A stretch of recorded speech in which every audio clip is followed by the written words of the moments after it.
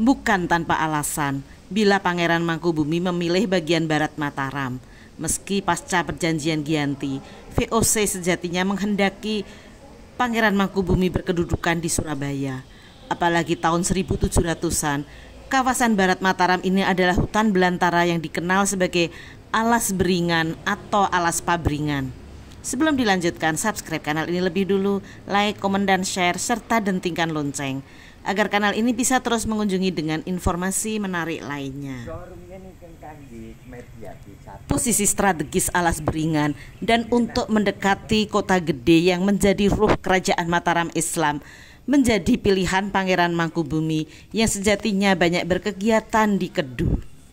Sedangkan unsur penting lainnya adalah kembalinya digunakan poros filosofi Hindu Jawa, yaitu poros kehidupan manusia yang disimbolkan dengan gunung, keraton, dan laut. Jika Sunan Pakubuwono III langsung menggunakan keraton Surakarta pasca perjanjian Giyanti, Sultan Hamengkubuwono I datang ke barat tanpa tempat tinggal. Bersama kerabat dan pengikut, membuat pesanggerahan di Ambar Ketawang Gamping. Inilah tempat tinggal pertama Sri Sultan Hamengkubuwono I beserta keluarga. Sayang, petilasan ini tinggal puing-puing, yang tersisa dan masih bisa dimanfaatkan hanyalah sumur timba yang tidak pernah kering. Di samping pesanggerahan masih tersisa sedikit gunung Gamping tempatnya dulu bersemedi. Membangun keraton tentu tidaklah seketika. Kala lokasi sudah diketemukan, Sultan Hamengkubuwono I pun menyiapkan beberapa rumah besar yang bisa dimanfaatkan keluarga dan pengikutnya. Seperti dituturkan takmir Masjid Selo Bapak Sunarwiyadi beberapa waktu lalu, dalam areal kawasan besar itu ada bangunan kecil yang digunakan untuk salat. Masjid yang dibangun dari spesi pasir, kapur, dan batu merah sehingga menjadi keras dan berwarna hitam seperti batu. Dalam bahasa Jawa, watu. Dalam bahasa Jawa halus menjadi selo, sehingga orang kemudian menyebut Masjid Selo. Inilah masjid pertama yang dibangun Sri Sultan Hamengkubuwono I. Setelah Sultan dan keluarga pindah ke keraton dan sudah dibangun Masjid Gede Kauman, masjid yang digagas putra mahkota ini jarang digunakan.